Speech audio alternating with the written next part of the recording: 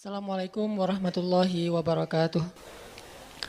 Allah kangen kepada pendosa bukan kangen karena dia orang soleh, enggak. Karena Allah sayang sama dia. Bukan karena, kok pendosa dikangenin. Bukan, itu mah kita yang hitung-hitungan. Makanya jangan menganalogikan Allah kayak kita.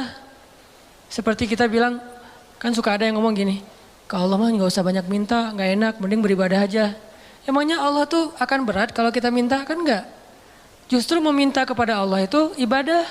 Jadi makin banyak berdoa itu makin banyak pahala. Karena berdoa dalam agama kita itu bagian dari ibadah. Cuman namanya bukan ibadah muqayyad.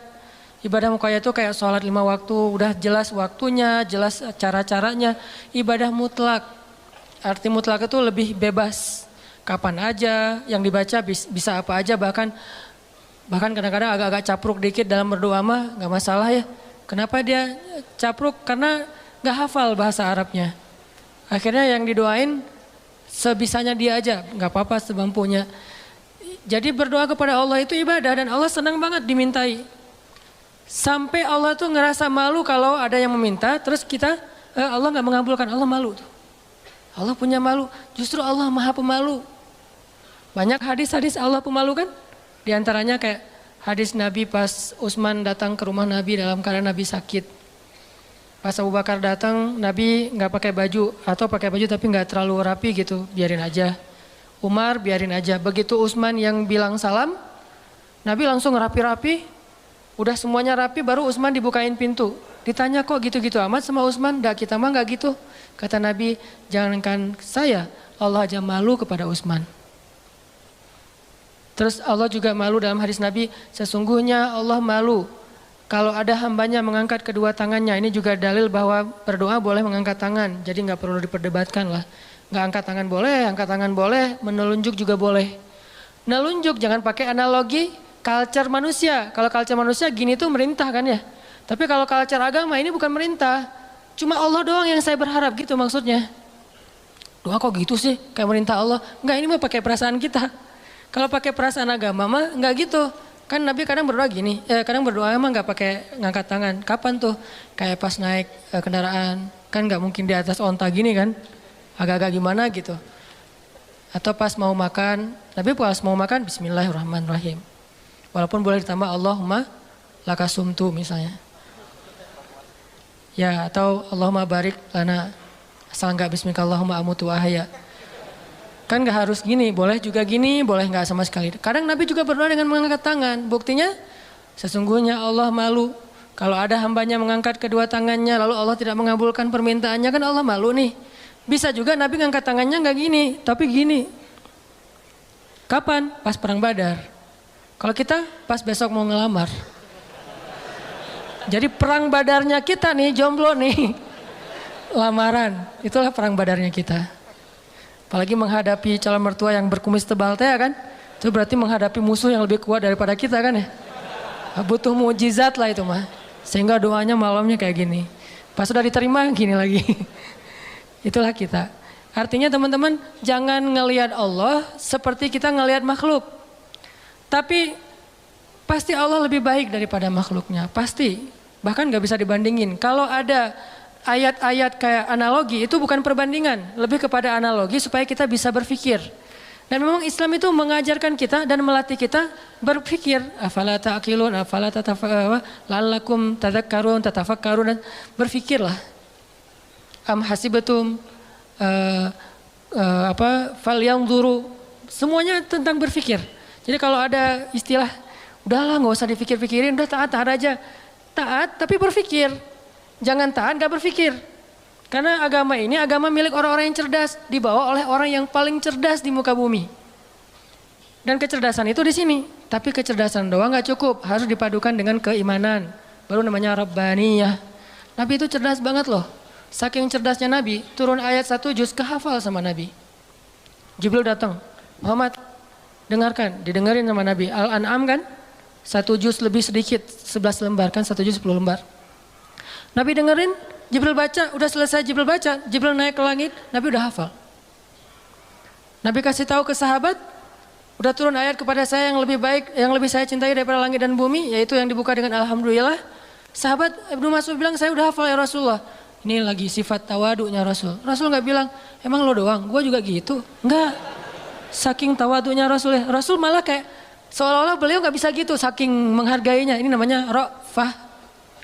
Kalau kita kan suka ngeremehin orang, kalau Nabi nggak ngeremehin orang walaupun beliau pasti di atas rata-rata. Oh gitu Abdullah, coba-coba gitu. Kayak beliau tuh nggak bisa kayak gitu. Abdullah pede kan? Wah bisa. Tapi Abdullah tahu lah Nabi pasti hafal karena Nabi nggak bisa baca. Kalau Abdullah mengulang hafalan itu dari Nabi mendengar, gimana kalau Nabi nggak hafal? Kan Nabi membacakan dulu di antara para sahabat. Nggak ada satu huruf pun yang salah yang dibacakan Nabi. Padahal cuma sekali dengar nih. Berarti Nabi itu orang cerdas. Hafalannya kuat. Dan lagi-lagi jangan ngelihat kecerdasan hanya dengan bisa baca tulis. Karena kalau kita pengen baca sejarah, bacalah dengan analogi, dengan persepsi sejarah. Jangan baca sejarah dengan persepsi kekinian, itu keliru. Saya nggak bilang salah ya, keliru. Karena salah dan keliru itu beda. Kalau salah dalam bahasa fikih namanya batil. Benar, hak. Kalau keliru, khata, benar, sawab. Itu keliru kalau kita membaca sejarah tapi pakai persepsi kekinian. Contoh, katanya pinter, tapi kok nggak bisa baca tulis? Karena di zaman sekarang pinter itu dilihat dari kemampuan membaca dan menulis. Di zaman dulu, culture-nya belajar itu nggak lewat baca tulis. Di zaman Nabi dulu belajarnya lewat menghafal. Jadi orang yang pintar di zaman itu adalah yang bagus hafalannya. Orang yang pintar di zaman sekarang adalah yang paling pintar nulis dan membacanya. Bahkan zaman now mah udah nggak baca tulis. Udah lebih ke aplikasi. Udah lebih ke otak-atik. Bahkan kadang-kadang nggak aplikasi, googling aja. Saking simpelnya. Jadi orang yang mungkin sekarang dianggap agak kekinian, nggak pintar lagi istilahnya kekinian. Kalau dia dengar ceramah udah pakai apa misalnya streaming, atau kalau dia lihat langsung dia pakai recording. Kalau dulu nggak pakai recording aplikasi, recordingnya di sini. Sehingga culture model belajar di zaman Nabi dengan zaman sekarang berbeda. Sehingga kita nggak boleh menjudge sejarah dengan persepsi kekinian, itu nggak boleh. Sama kayak kita menjudge Nabi menikah dengan anak di bawah umur dengan persepsi kekinian. Memang 12 tahun itu atau 11 tahun di zaman sekarang itu di bawah umur. Tapi di zaman itu coba kita baca sejarahnya lebih lengkap deh. Aisyah sebelum dilamar sama Nabi itu udah khitbahan loh. Udah jadian. Sama siapa? Sama anak seorang laki-laki yang belum beriman. Namanya anak Mut'im bin Adi. Mut'im bin Adi ini salah satu orang kafir tapi pelindung Nabi kayak Abu Talib. Setelah Abu Talib wafat yang gantiin Abu Talib itu Mut'im namanya. Mut'im bin Adi. Aisyah itu udah ditunangkan sama anaknya Mut'im. Nabi nggak tahu. Nabi dapat mimpi kan, yang dapat kain sutra dari surga gitu. Nabi datang kepada Abu Bakar bilang, ya Abu Bakar, saya bermimpi melamar Aisyah anakmu. Bagaimana pendapatmu? Abu Bakar diam-diam pergi ke Mut'im. Karena Abu Bakar sendiri kalau dilamar Nabi siapa yang bisa nolak kan ya? Nabi yang ngelamar kan. Jangankan untuk Nabi, untuk siapa dulu teh? Julaibib aja diterima kan ya? Apalagi sekarang untuk Nabi nih. Akhirnya diam-diam Abu Bakar datang ke Mut'im. Angkat dong teleponnya. Karena gak diangkat-angkat dari tadi teh. Pas diangkat, udah apa Abu Bakar? Ini ada masalah nih, yuk kita ketemuan. Ya udah di kafe mana? Tuh dekat SM aja gitu. Ketemuan kata Abu Bakar, Mut'im nih gimana nih, saya galau berat. Saya gak enak sama kamu. Emang ada masalah apa? Kan kita udah lama berteman. Biasa aja lah gitu. Kata Abu Bakar, Muhammad kamu tahu kan? Oh ya siapa yang nggak tahu? Muhammad kan ya orang yang paling mulia di Mekah. Dia ngelamar Aisyah. Mut'im senyum. Bukan kaget, bukan dasar tuh orang. Enggak, senyum. Jadi yang bete Muhammad menikah dengan Aisyah itu justru harusnya kan Mut'im kan? Bapak calon mertuanya anak Aisyah gitu. Kenapa kita yang bete nih? Orang kita nggak ada hubungan apa-apa dengan Aisyah. Akhirnya Mut'im senyum. Terus Mut'im bilang, kata Abu Bakar, terus gimana menurut kamu ya Mut'im? Kata Mut'im, ya Abu Bakar, kalau gitu kita batalkan pertunangan anak kita. Sesungguhnya Muhammad lebih layak untuk Aisyah daripada anak saya. Jadi secara culture, Aisyah itu emang udah waktunya menikah di waktu itu. Tapi kalau kita ngelihatnya dari angle kekinian, itu di bawah umur. Makanya jangan menjudge sejarah dari angle kekinian. Itu nggak fair. Banyak lagi adegan-adegan sejarah. Ini yang kita belajar di Al-Azhar tuh kayak gini nih, belajar berpikir, belajar berfilosofi. Kalau orang bilang filsafat itu nggak butuh, nggak, tergantung filsafatnya. Karena ada filsafat Islamiyah, ada filsafat Gharbiyah. Kalau Gharbiyah itu Western lah, filsafat sekuler. Tapi kalau Islam juga berfilsafat, Ternyata gitu ya, baca tafsir juga butuh filsafat. Saya kalau baca Al-Quran yang ada tafsirnya atau nggak pakai tafsir, misalnya baca Quran beberapa ayat yang udah ngerti gitu ya. Subhanallah, ketika kita berpikir tentang Al-Quran, kebayang hal yang luar biasa tentang kebesaran Allah. Itu luar biasa loh. Kayak saya pernah bilang ayat Allah tuh zatnya, kalau kita ke teman bilangnya orangnya gitu ya. Allah itu zatnya nggak enakan. Apa bukti Allah nggak enakan? Tuh buktinya tuh ayat sebelum tentang pengubahan kiblat, Allah mengatakan raufun, dirinya tuh rauf, artinya rauf itu nggak enakan. Apa wujud nggak enakan Allah? Salah satunya ayat tentang puasa. Itu Allah nggak enakan banget tuh. Mau nyuruh kita puasa aja, perintahnya satu, tapi bahasa-bahasa untuk seolah-olah memotivasi kita, itu satu lembar loh. Ya ayyuhalladzina amanu, kutiba alaikumussyam. Makanya bacanya jangan ya ayyuhalladzina amanu, beda itu, beda intonasi, beda pesan. Tapi kalau kita baca ya ayyuhalladzina amanu, kan kata Nabi, bacalah Al-Quran dengan suara sedih kan, bukan dengan suara teriak. Kadang kita ya ayyuhalladzina amanu, tergantung khotibnya kan ya. Padahal kadang ayat itu turunnya nggak gini, tapi santai turunnya. Ya ayyuhalladzina amanu, kutiba alaikumussyam. Wahai orang yang beriman, diwajibkan bagi kalian berpuasa. Tapi coba perhatikan kalimat berikutnya. Kayak Allah nggak enakan banget. Kama kutiba alal ladzina min qablikum, seperti telah diwajibkan kepada orang sebelum kalian. Seolah-olah Allah ngomong gini, puasa ya, tapi nggak usah khawatir, bukan kalian doang yang disuruh, yang lain juga disuruh gitu. Kayak kita bilang ke teman kita nih, lagi ada event, kita jadi panitia gitu. Terus kita sebagai ketua panitia bilang ke teman-teman kita tim, tolong angkatin meja ya, soalnya yang lain di depan lagi beres-beresin sendal atau apalah. Tolong angkatin layar ya, tolong gulung layar ya, soalnya yang lain lagi beresin meja di dalam. Artinya bukan kamu doang yang disuruh, yang lain juga kerja gitu kan. Saking ra'fah, gak enaknya Allah sama kita coba. Nah kita mah enak-enak aja sama Allah, nuduh Allah macam-macam, Allah nggak adil, Allah maunya apa, Allah nggak rela saya jadi orang benar. Allah aja ke kita yang Allah maha sempurna, nggak enakan coba. Wahai orang yang beriman, berpuasalah atau diwajibkan bagi kalian berpuasa. Tapi bukan kalian doang, orang sebelum kalian juga diwajibin. Kama kutiba alal ladzina min qablikum. Ini untuk kalian bukan untuk saya, la'allakum tattaqun, supaya kalian bisa jaga diri. Kan takwa itu menjaga, wiqayah, bisa jaga diri. Maksud jaga diri apa Ustadz? Kan kata Nabi juga bagi para jomblo, kata Nabi kan ya, kalau kalian udah sanggup menikah, menikahlah. Kalau nggak sanggup atau nggak ada yang mau sih, nggak ada hadisnya sih, nggak sanggup maksudnya. Nabi kan ngomongnya elegan ya, saya aja yang nerjemahinnya kurang elegan. Maksud nggak sanggup di sini itu bukan cuma nggak punya materi, nggak ada yang mau juga. Kan nggak mungkin Nabi bilang nggak mau ya, nggak ada yang mau ya, nggak mungkin kan? Kalau kalian nggak sanggup, dalam kurung versi saya nih, nggak punya uang atau nggak punya calon, atau ada calon banyak tapi nggak ada yang mau, misalnya tutup kurung gitu kan? Kalau kalian nggak sanggup, puasalah. Karena itu bisa menjaga diri kalian. Udah Ustadz puasa makin pengen nikah. Saya banget tuh. Dulu, alhamdulillah udah enggak lah. Cukup ya. Oke, lanjut. Supaya kalian bisa jaga diri. La'allakum tattaqun. Karena takwa itu menjaga diri. Bisa menjaga diri dari hawa nafsu, bisa jaga diri dari api neraka. Banyak makna jaga diri di sini. Udah selesai belum? Allah masih ngomong gini, ayyamam ma'dudat, gak usah khawatir, gak lama kok, cuma beberapa hari. Kenapa Allah gak bilang aja 29 hari atau 30 hari? Kenapa bilang beberapa hari? Kenapa Allah gak bilang 1 bulan? Kan puasa 1 bulan kan? Kenapa gak bilang syahran wahidan? Kenapa ayyaman ma'dudat? Karena pengen ngasih angle bahwa ini ringan, cuma beberapa hari doang kok. Lagian puasa kan bukan bulanan, harian. Sanggup gitu puasa bulanan? Sahurnya tanggal 1, buka puasa tanggal 29 gitu.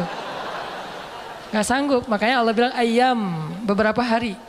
Ini yang saya belajar di Al-Azhar. Jadi saya merasa bersyukur, bukan ngelebih-lebihin ya. Pasti kampus-kampus yang lain juga keren-keren. Cuma karena saya gak ngerasain, saya taunya Al-Azhar. Di Al-Azhar itu kita belajar detail banget.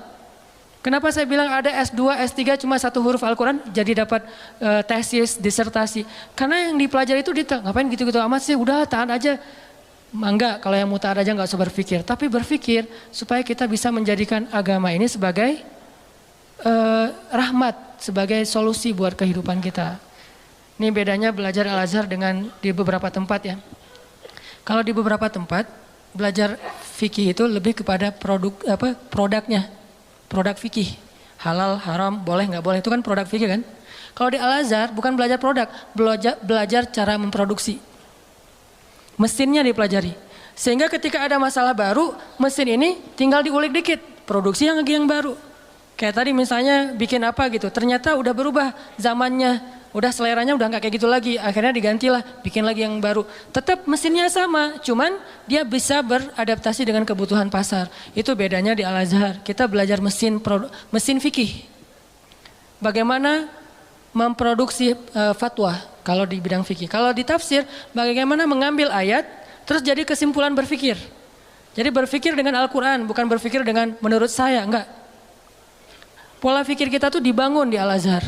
Sehingga pas kita dengerin dosen ngomong, benar-benar tuh calangapan bener tuh. Karena ilmu dosen-dosen di sana tuh luar biasa. Kalau ngomong tuh kayak seolah-olah dia udah kuasai seluruh Al-Quran. Jadi Al-Quran itu diambil tuh sepotong-sepotong dikumpulin, jadilah satu menu makanan. Tuh gitu di Al-Azhar teh. Intinya yang saya pengen sampaikan kepada teman-teman, jangan ngelihat Allah kayak ngelihat makhluk. Karena nanti jadi salah paham. Jangan banyak minta lah, gak enak sama Allah. Justru Allah itu gak enak kalau gak diminta. Allah senang banget kalau kita minta.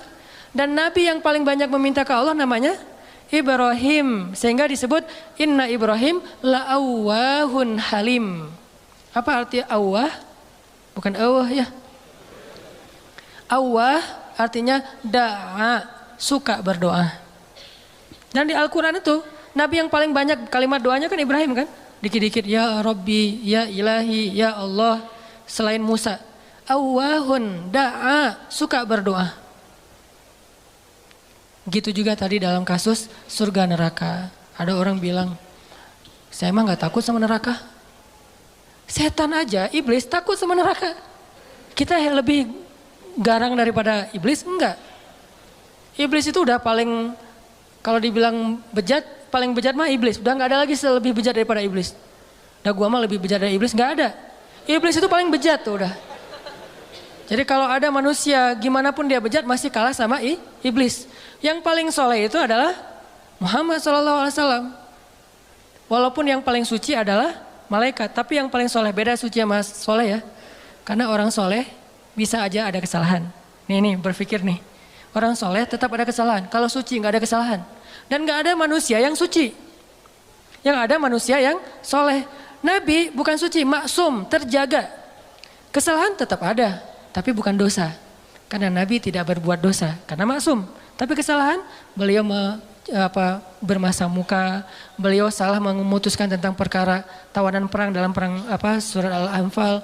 Beliau salah misalnya keliru dalam masalah sikap kepada orang-orang yang belajar kepada beliau, terus didatangin orang-orang kafir Quraisy yang belajar suruh mojok dulu, ditegur sama Allah. Ayat teguran ke Nabi itu banyak loh, termasuk beliau karena pengen nyenengin istri-istrinya lagi cemburu. Nabi bilang, ya udah deh, saya nggak akan minum madu lagi.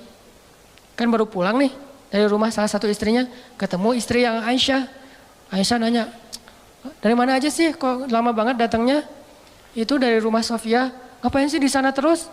Kan dia tuh maksudnya pendek gitu. Udahlah, makan apa sih? Dikasih apa di sana? Emang makanannya enak banget ya? Enggak, cuma minum madu doang. Wah, nggak enak, pasti madunya nggak bener nih. Mulutnya nggak enak tuh. Akhirnya Nabi bilang, ya udah, mulai sekarang saya nggak akan minum madu lagi demi menyenangkan Aisyah. Turun ayat. Wahai Nabi, kenapa kamu mengharamkan apa yang Allah halalkan demi menyenangkan istrimu?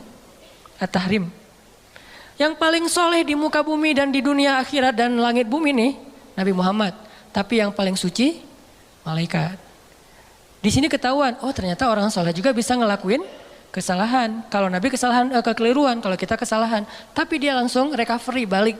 Gak ada yang suci. Fala tuzakku anfusakum. Jangan kalian menganggap diri kalian suci. Tapi yang paling bejat adalah iblis. Kemudian setan. Setan ini minal jinnati wan nas, ada jin ada manusia. Sehingga kita kalau bilang saya nggak takut neraka agak-agak klise menurut saya. Berarti sia-sia dong Allah ciptain neraka, ternyata manusia nggak takut. Jadi kayak Allah udah banyak fattakun nar, itu perintah loh. Fattakun, fa illam taf'alu wa lan taf'alu fattakun nar. Apa arti kata fattakun nar? Takutlah kalian kepada neraka. Nar, bahasa Arab. Naruka, nerakamu. Jadi bahasa Indonesia, neraka. Bahasa Arab yang diserap menjadi bahasa Indonesia. Fattakun nar. Fattakun nar allati u'iddat lil kafirin. Yang disiapkan untuk orang yang kufur. Jadi kalau nggak takut neraka, Allah udah nakut-nakutin di Al-Quran. Seolah-olah kita bilang, nggak takut, gitu kan ya? Gimana tuh sama Allah? Kan agak-agak aneh nih. Nggak takut. Dunia aja kita takut dengan hal-hal yang mengerikan. Nggak usah yang benar ya, yang cuma halusinasi aja takut. Setan, hantu, gundurwo, yang gitu-gitulah. Gitu aja bisa bikin kita takut, padahal itu nggak nyata. Nyata nggak sih? Saya belum pernah lihat, alhamdulillah ya. Gak tahu kalau ngelihat ustadz juga kan manusia. Artinya yang gak nyata-nyata amat aja kita takut. Giliran yang nyata Allah sendiri suruh kita takut malah gak takut. Kan agak klise nih. Pasti pola pikirnya gak menyeluruh nih. Belum lengkap. Belum utuh. Surga. Biasa aja gak pengen surga. Seolah-olah kita ngeremehin surga itu gak berharga. Surga itu kata Nabi adalah ala sil'atallahi ghaliyah. Ala sil'atallahi lil jannah. Harta Allah yang paling berharga itu adalah surga, bukan dunia. Dunia aja kita pengen, masa surga enggak? Padahal kata Allah, dunia ini enggak ada apa-apa dibandingkan surga. Klise lagi kan? Kita pengen surga dan Allah senang kita pengen surga. Kita takut neraka dan Allah senang kita takut neraka. Karena semua itu bagian dari yakin kita kepada Allah. Cuman, jangan hanya di lisan, harus di hati. Kenapa kamu sholat 5 waktu? Kalau saya nggak sholat ntar diazab kubur, nggak apa-apa. Kenapa kamu sedekah? Karena pengen dapat pahala banyak, nggak apa-apa. Wah kalian mah nggak ada yang tulus. Dan saya mah kalau sholat, sedekah segala macam bukan karena surga neraka. Saya sholat dan segala macam karena cinta sama Allah. Nggak ada tolak belakangnya antara satu dengan yang lain. Cinta bagian dari iman, takut bagian dari iman, berharap bagian dari iman. Kan iman itu ada 60-an cabang, termasuk malu bagian dari iman. Sehingga nggak perlu dibentur-benturin, ambil yang sebagian, buang yang lain, nggak. Terus gimana nih? Orang beriman juga berderajat. Lahum darajatun. Ada yang imannya baru malu doang nih. Ada yang imannya udah malu plus takut. Ada yang imannya udah malu plus takut plus berharap. Ada yang iman, malu, takut, berharap, cinta. Terus nambah-nambah. Karena darajatun. Manusia itu berderajat-derajat di antara orang yang beriman. Setelah Allah bilang ulaika humul mu'minuna haqqa, Allah bilang lahum darajatun. Mereka bertingkat-tingkat. Jadi teman-teman, coba kita bayangin bahwa Allah itu memang kangen sama kita. Allah tersenyum kepada hambanya. Dulu ada beberapa orang yang mungkin karena salah paham maksud saya, pernah dalam tanda petik tahzir lah ya. Dulu saya pernah mengalami masa-masa tahzir tapi dicuekin. Katanya Allah senyum. Apa Anda waras? Allah kok senyum? Ada banyak hadis Allah tersenyum. Salah satu hadis Allah tersenyum itu hadis tentang doa safar kan? Ketika Ali bin Abi Thalib naik ke atas kendaraan bilang Allahu Akbar. Duduk di atas kendaraan mengatakan Alhamdulillah. Ketika mau udah jalan baca Subhanalladzi sakhkhara lana hadza. Kemudian di akhirnya Rabbi zalamtu nafsi zulman katsira fa innahu la yaghfirudz dzunuba illa anta faghfirli. Famay yaghfirudz dzunuba faghfirli maghfiratan min indika warhamni. Lalu setelah baca itu Ali tersenyum. Orang yang bawa onta atau kudanya Ali ngelihat, "Ya Ali, kenapa Anda tersenyum?" Kata Ali, "Karena saya melihat Rasulullah juga tersenyum dulu setelah membaca doa ini." Lalu saya tanya ke Rasul, "Kenapa Nabi tersenyum?" Kata Nabi mengatakan, "Karena setelah membaca doa ini Allah tersenyum." Kapan Allah tersenyum? Ketika kita beristighfar. Jadi kalau kita beristighfar teman-teman, Allah senyum. Cuman gimana senyumnya Allah? Laisa kamitslihi syai'. Allah nggak sama dengan makhluk. Cuman kita yakin Allah tersenyum. Gimana bentuk senyumnya nggak usah dibayang-bayangin. Allah senyumnya gini enggak ya? Enggak usah dibayang-bayangin. Allah senyumnya gini atau yang flat tapi banyak kelihatan gigi gitu kan, kayak emoticon gitu. Enggak lah, enggak usah dibayangin. Pokoknya senyum weh. Allah senyum artinya Allah senang. Termasuk kayak ada hambanya yang bertobat, Allah tuh bahagia. Saking bahagianya lebih daripada orang yang ketika dapatin onta yang hilang, terus dia bilang, Allah anta abdi wa ana rabbuk. Ya Allah engkaulah hambaku dan aku Tuhanmu. Ngomongnya salah saking bahagia. Allah lebih bahagia dari orang itu terhadap orang yang bertobat. Berarti kan Allah emosional ya. Allah itu emosional. Bahagia, marah, senang, cinta, tersenyum, emosional. Cuman emosi Allah itu maha sempurna, nggak seperti makhluk. Sehingga kita coba melibatkan emosi kita dalam berinteraksi dengan Allah. Jangan flat lah. Masa kita katanya cinta tapi flat, hambar, kayak plain gitu, kayak jalan tol. Kan nggak enak ya? Pernah kenal ada orang yang flat? Sama teman misalnya flat banget tuh. Gak ada ekspresinya, kita kasih hadiah, ya makasih. Gak ada ekspresinya nih orang. Terus kalau ada masalah, dia ada masalah, gak ada masalah, ya gitu mukanya tuh. Nyebelin, kayak muka saya. Kenapa ada orang kalau ketemu saya di awal-awal tuh kayak sebel gitu. Karena mungkin muka saya tuh kayak bakatnya nyebelin. Tapi kalau udah kenal enggak lah, ya. Makin nyebelin. Ini ada orang flat banget nih, flat banget. Dia kasih hadiah biasa aja, dapat masalah diledekin juga dia biasa aja. Paling gak enak kalau punya pasangan kayak gini nih. Gak ada ekspresi-ekspresinya. Ada juga yang ekspresinya lebay. Kasih hadiah dikit, wah segala macam. Ada masalah dikit, nangisnya wah kemana-mana. Misalnya ada yang kayak gitu teh. Nah Allah yang paling ideal perasaannya. Yang paling ideal zatnya. Yang paling ideal kebaikannya. Paling ideal aja pokoknya. Jadi kita coba melibatkan emosi kita ketika kita berinteraksi dengan Allah. Allah kangen sama kita. Cuman kangennya Allah karena pengen ngampunin dosa-dosa kita. Kata Nabi setiap sepertiga malam Allah turun ke langit dunia. Terus Allah manggil-manggil. Saya kalau ngebayangin ini Allah manggil-manggil. Coba ya Allah manggil-manggil. Duh, jangan kasihan karena Allah gak akan hina kayak gitu. Cuman gak enak. Allah manggil-manggil. Saya kok sombong banget ya gak menyambut panggilan Allah gitu. Walaupun gak wajib kita datang. Udah gitu, bayangin ya Allah manggil-manggil tapi gak wajib didatengin. Allah manggil-manggil, Allah telepon gak wajib diangkat. Kan Allah baik banget kan? Harusnya kan kalau Allah manggil harus datang ya. Kayak sholat 5 waktu misalnya Allah panggil, boleh kita misalnya gak datang segera. Walaupun gak baik, yang paling baik itu datangnya segera di tempat panggilan itu dikumandangkan. Tapi kalau gak datang segera juga gak sampai dosa. Cuman kehilangan banyak kebaikan lah. Walaupun sebagian mazhab mengatakan dosa. Tapi saya cenderung kepada mazhab yang mengatakan bukan dosa. Sunnah muakkadah. Tapi kalau keseringan gak datang, diragukan keimanannya. Agak-agak mirip munafik nih. Kalau sering gak datang. Allah tuh toleran banget. Hayya 'alas shalah. Kita lagi sibuk kerjaan nih, gak datang. Allah gak marah sama kita. Gak sholat aja, sebetulnya Allah marah, cuman sabar. Allah selain Jabbar, Qahar, tapi juga sabur. Ya, kan ideal banget nih. Kalau Allah marah bisa, gak ada yang bisa ngehalangin, tapi Allah sabar. Kalau kita sabar karena gak bisa marah. Seringnya kan kita sabar tuh karena gak bisa marah. Begitu bisa marah gak ada sabarnya. Kalau Allah sabar padahal bisa marah. Selain Jabbar, Qahar, apalagi sifat-sifat yang keras nih. Muntakim, tapi di sisi lain sifat jamal. Makanya ada sifat jamal, ada sifat kamal. Sifat jamalnya Allah apa? Karim, Rahim, Sabur, Ghafur, gitu-gitu kan? Ini artinya teman-teman, bayangin ya, Allah manggil-manggil kita sepertiga malam. Ngapain sih Allah sepertiga malam repot amat sih datengin kita? Tapi kita gak wajib datang. Tapi kalau kita datang, Allah sayang banget sama kita. Cuman dari kitanya nih, bukan angle Allah. Kalau angle Allah kita gak wajib datang. Tapi angle kita, enak gak sih kalau gak datang? Enak gak sih Allah udah manggil-manggil tiap malam terus kita gak bangkit? Kalau kita bangunnya telat, pas azan subuh baru bangun, ngerasa gak sih? Aduh Allah maaf ya, bangunnya telat. Gitu gak sih ke Allah? Karena kita kalau ke makhluk gitu banget loh.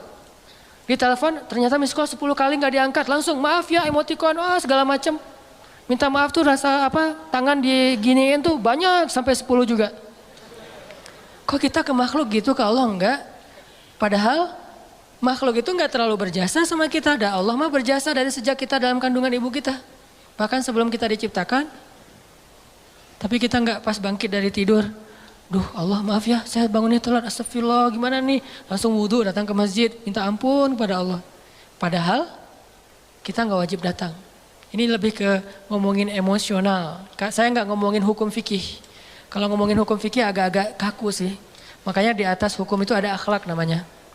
Di atas hukum ada akhlak.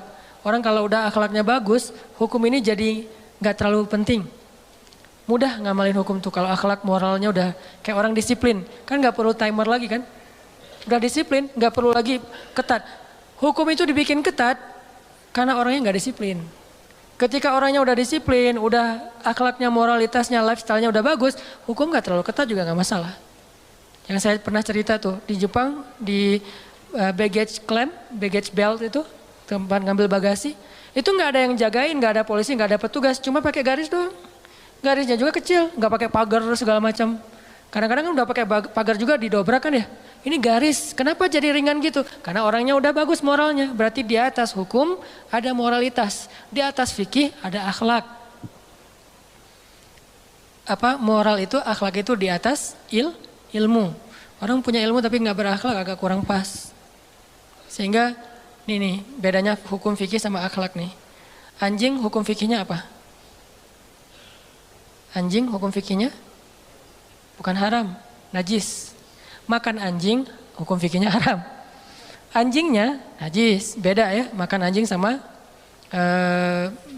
anjingnya. Anjing dalam fikih itu najis. Kena liurnya najis, memakannya haram.